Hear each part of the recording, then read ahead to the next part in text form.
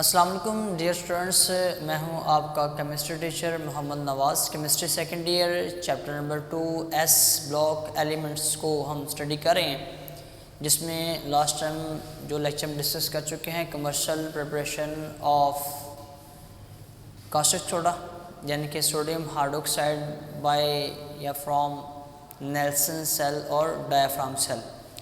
उसी चैप्टर की कंटिन्यूटी आज हम एक इम्पॉर्टेंट टॉपिक शॉर्ट और लॉन्ग दोनों के लिहाज से है, जिप्सम। हम उसको डिस्कस करते हैं। जिप्सम क्या है, जिप्सम का फार्मूला क्या है। सबसे पहले कि मैं यानी कि chemical formula of gypsum, calcium sulphate in hydrated form, यानी कि एक ऐसा साल्ट कैल्शियम का जिसमें वाटर मौजूद है, कैल्शियम सल्फेट है जिसमें वाटर के मालिक्यूल्स वाटर ऑफ क्रिस्टलाइजेशन भी मौजूद हैं, हम उसको जिप्सम कहते हैं। कैल्शियम सल्फेट CaSO4.2H2O यहाँ के पास क्या है, जिप्सम कहलाता है। कैल्शियम सल्फेट डाईहाइड्रेट, हाइड्रेट का जो वर्ड है ये वाटर के लिए यूज़ किया गया है हाइड्रा से, डाई का मतलब दो है, यानी कि वो कैल्शियम सल्फेट जिसमें दो वाटर के मालिक्यूल मौजूद हैं। जिप्सम कहाँ मौजूद है? Gypsum almost all over the world 85 countries के अंदर जो जिप्सम है ये मौजूद है। हम जिप्सम को एग्रीकल्चर यानी कि ज़राअत में भी इस्तेमाल करते हैं और इस तरह से हम इसको इंडस्ट्रियल में काफ़ी यूज़ है उसको इस्तेमाल करते हैं। तकरीबन 250 साल तक हो चुके हैं हम जिप्सम का इस्तेमाल कर रहे हैं इन एग्रीकल्चर यानी कि ज़राअत के अंदर। तो एक शॉर्ट क्वेश्चन है कि what is the role of gypsum in agriculture. तो कुछ पॉइंट्स हैं, इंपॉर्टेंट पॉइंट्स, या ये भी आप कह सकते हैं कि what is the use of gypsum in plant growth.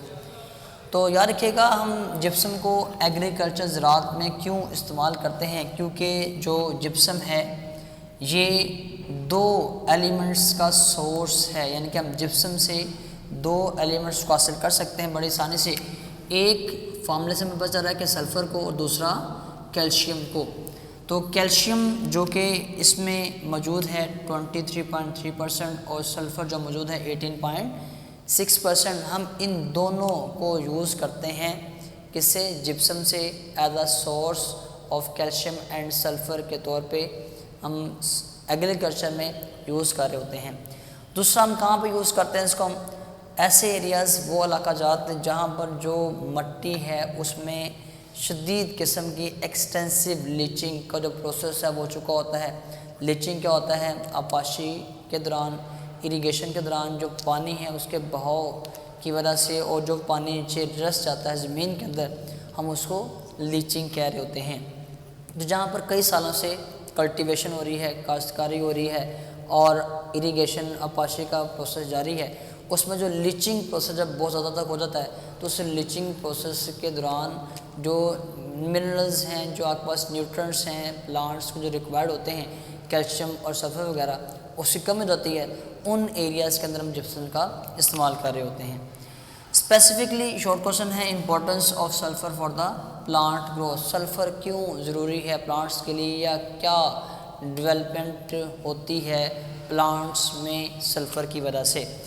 तो सबसे पहली बात, जो सल्फ़र है ये एक एसेंशियल कंपोनेंट है किसका? प्लांट्स का। बहुत ज़रूरी है। क्यों ज़रूरी है? क्योंकि जो प्लांट्स के लीव्स, पत्ते होते हैं, उनमें जो क्लोरोफिल है, उस क्लोरोफिल की जो डेवलपमेंट है वो सल्फ़र का काम है। इसी तरह से प्लांट्स की जो रूट सिस्टम है उसको स्ट्रॉन्ग करना, उसको इनलार्ज करना, उसको बढ़ाना, ये सल्फ़र का काम है। लेकिन अगर सल्फ़र मौजूद ना हो, जो लीव्स हैं वो पेल ग्रीन यानी कि हल्के जो जर्द रंग पर सब्ज़ रंग है वो उसमें चेंज होना स्टार्ट हो जाते हैं, या आप येलोइश कलर भी कह सकते हैं।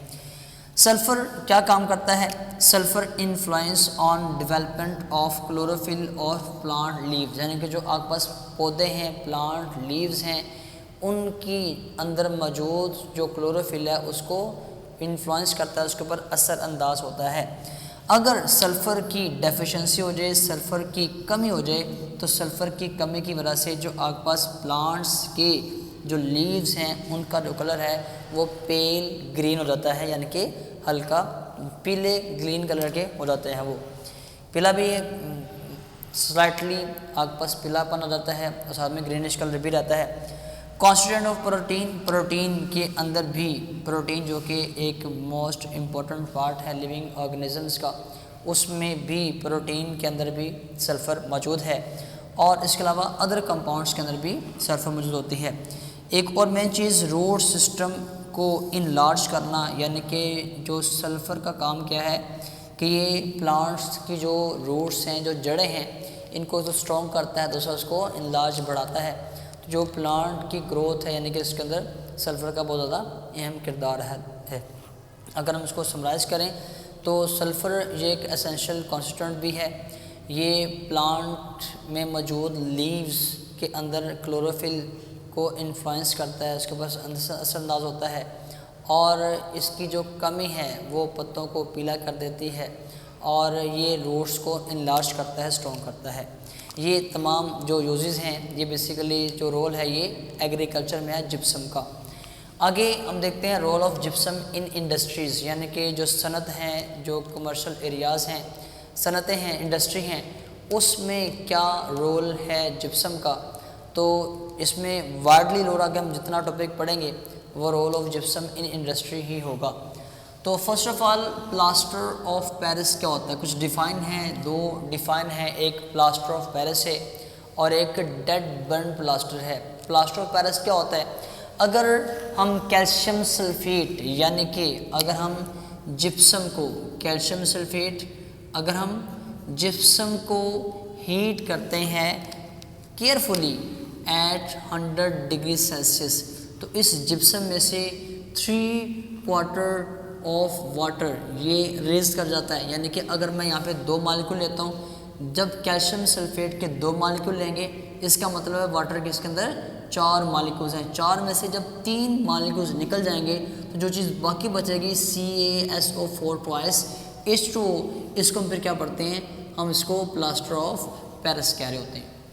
तो जिप्सम से हम प्लास्टर ऑफ पेरिस बनाते हैं जिसका वर्ल्ड यूज़ है।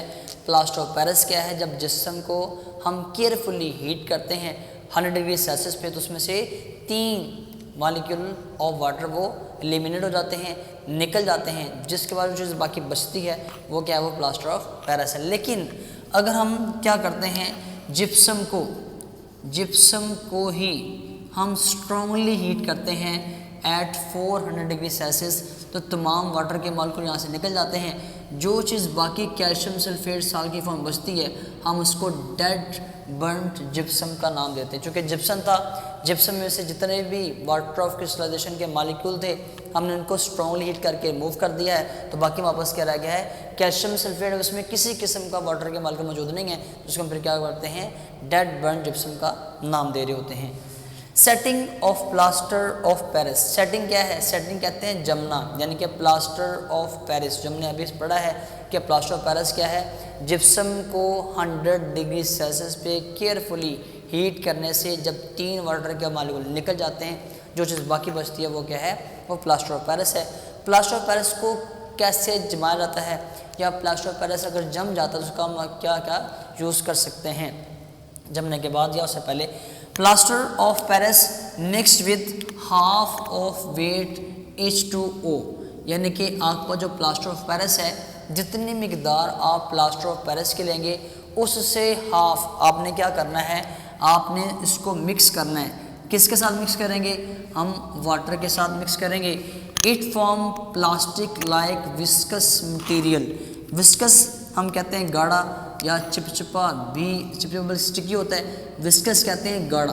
तो आपके पास जो प्लास्टर ऑफ पेरिस है, इस प्लास्टर ऑफ पेरिस को आप जब पानी में मिक्स करते हैं, कितना पानी, जितना प्लास्टर का वेट है उससे हाफ आप उसके अंदर पानी ऐड कर दें और आपके पास क्या बन जाएगा, एक प्लास्टिक लाइक मटेरियल बन जाएगा, एक विस्कस मटेरियल बनेगा, जिसको हम कुछ टाइम के लिए छोड़ देंगे और कुछ टाइम के बाद वो क्या हो जाएगा, हार्ड स्टोनी मैस में कन्वर्ट हो जाएगा, जिसमें पोर्स भी मौजूद होंगे और ये सारा काम होने में, हार्ड होने में तकरीबन 10 से 15 मिनट्स लगते हैं। और इस तरह से जो प्लास्टर ऑफ पेरिस है उसमें एक्सपेंशन यानी कि उसके वॉल्यूम में इजाफा होता है तकरीबन 1% तक।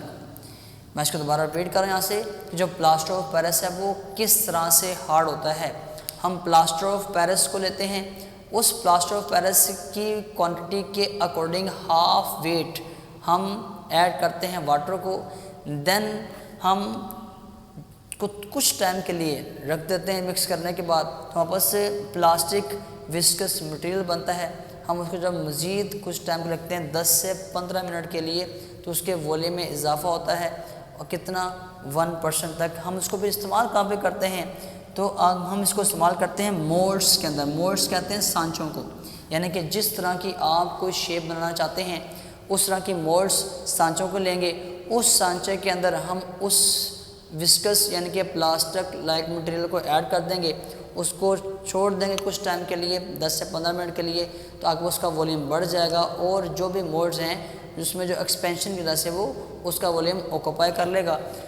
देन आपके पास एक शार्प इम्प्रेशन भी छोड़ेगा और जो आपके पास सेकंड सेटिंग ऑफ सीमेंट ये क्या है, ये एक्सोथर्मिक रिएक्शन है।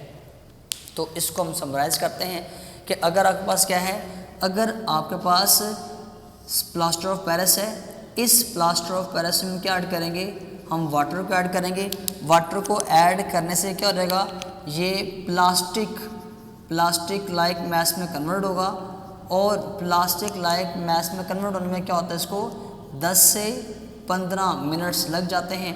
और जब ये प्लास्टिक लाइक मैस में कन्वर्ट होता है तो इसके वॉल्यूम में 1% तक इजाफा हो जाता है, वॉल्यूम में एक्सपेंशन होती है 1% तक, और इसीलिए हम इसे किस में यूज़ करते हैं, हम इसको किसी भी मोल्ड्स के अंदर यूज़ करते हैं, सांचे वगैरह बनाने में इस्तेमाल किया जाता है। और ये क्या है, एक एक्सोथर्मिक है। इससे नेक्स्ट हम चलते हैं कि प्लास्टर ऑफ पेरिस का इस्तेमाल क्या है। जी, uses of plaster of Paris के अंदर हमने अभी कहा कि जो प्लास्टर है इसको जब सेटिंग यानी कि जमाया जाता है वाटर में ऐड करने के बाद, तो उसका फिर डिफरेंट जगह पे इस्तेमाल भी है उसी प्रॉपर्टी की वजह से, सेटिंग ऑफ प्लास्टर की वजह से। फर्स्ट ऑफ ऑल वापस क्या है, हम इसको इस्तेमाल करते हैं प्लास्टर वाल्स के तौर पे, जो दीवारें हैं। कास्ट स्टेचुरी यानी कि जो स्टैचू वगैरह बने होते हैं वो भी प्लास्टर ऑफ पेरिस से बनते हैं। कॉइन्स और बाज़ दफ़ा हम सिक्के वगैरह बनाने के लिए भी प्लास्टर ऑफ पेरिस का इस्तेमाल करते हैं। तो सिक्के बनाने में और स्टैचू वगैरह बनाने में और जो हमारे पास प्लास्टर वाल्स है उसको बनाने में प्लास्टर ऑफ पेरिस का इस्तेमाल करते हैं। इसके अलावा सर्जरी बैंडेज को बनाने, बैंडेज यानी कि जो चीज़ किसी फ्रैक्चर की जगह पे कोई चीज़ अगर बाय चांस कोई बोन किसी की ब्रेक कर जाती है तो उसको अपनी जगह पे फिक्स करने के लिए क्या करते हैं, हम जब सर्जरी की जाती है या उसको बैंडेज करते हैं तो उस बैंडेज में जो अपनी जगह पर जोड़ने के लिए क्या करते हैं, बाइंड करने के लिए, होल्ड करने के लिए हम प्लास्टर ऑफ पेरिस का इस्तेमाल करते हैं। इसके अलावा वेरी इंपॉर्टेंट शॉर्ट क्वेश्चन भी है, यूज़ भी है कि why 2% gypsum is added in cement, कि हम सीमेंट के अंदर 2% जिप्सम ऐड क्यों करते हैं। For the increase of setting time of cement. Setting time क्या है, सीमेंट का जमना, यानी कि सीमेंट में जब पानी को ऐड करते हैं तो सीमेंट कुछ देर के बाद जम जाता है। अब सीमेंट ज़्यादा जल्दी ना जमे, यानी कुछ टाइम के बाद जमे, उसका जो सेटिंग टाइम है, जो जमने का टाइम है, वक्त है, वो इंक्रीज़ कर जाए। कैसे, हम उसमें क्या ऐड करते हैं, 2% जिप्सम को ऐड करते हैं। एंड पेपर इंडस्ट्री के अंदर एज अ फिलर भी हम यूज़ करते हैं किसको, प्लास्टर ऑफ पेरिस को। इसके अलावा 2 डिफरेंट आपके प्लास्टर ऑफ पेरिस को डिस्कस किया गया है बुक के अंदर, varieties of plaster of Paris, cement plaster और हार्ड फिनिश प्लास्टर। डिफरेंस भी आ सकता है या आपसे वो पूछ भी सकता है कि सीमेंट प्लास्टर क्या है या सीमेंट प्लास्टर की मेकिंग क्या है और हार्ड फिनिश प्लास्टर किसे कहते हैं। सीमेंट प्लास्टर क्या है, plaster of Paris in which glue और other oils are added as retarders. क्या आपको जो प्लास्टर ऑफ पेरिस है इसको जमने से रोकने के लिए हम जब किसी ग्लू या ऑयल वगैरह का इस्तेमाल करते हैं हम उसको सीमेंट प्लास्टर कहते हैं। They prolong setting time of plaster. इनको ऐड करने से क्या रहता है कि जो आपके पास प्लास्टर ऑफ पेरिस का जो सेटिंग टाइम है, जो प्लास्टर ऑफ पेरिस का जमने का वक्त है, वो ज़्यादा इंक्रीज कर जाता है, जिसको हम सीमेंट प्लास्टर कहते हैं। हार्ड फिनिश प्लास्टर, कैल्सिनेशन किसे कहते हैं, स्ट्रॉन्गली हीटिंग, किसी भी चीज़ को स्ट्रॉन्गली हीट करना, ये कैल्सिनेशन कहलाता है। किसको ईट करना हमने, एनहाइड्रस सल्फेट। जो सल्फेट है, एनहाइड्रस का मतलब है वो सल्फेट जिसमें पानी मौजूद नहीं है, विद एलम और बोरेक्स। बोरेक्स ये हमारे पास एक केमिकल कंपाउंड है जिसकी बहुत सारे यूजेस हैं। नेक्स्ट चैप्टर 3 में जिसको लाजमी डिस्कस किया जाएगा इसको। कैसिनेशन यानी कि जो आपके पास एनहाइड्रस सल्फेट है वो सल्फेट जिसमें पानी मौजूद नहीं है, जब उसको स्ट्रांगली हीट करते हैं बोरेक्स के साथ तो क्या बनता है, हमारे पास हार्ड फिनिश प्लास्टर बन जाता है।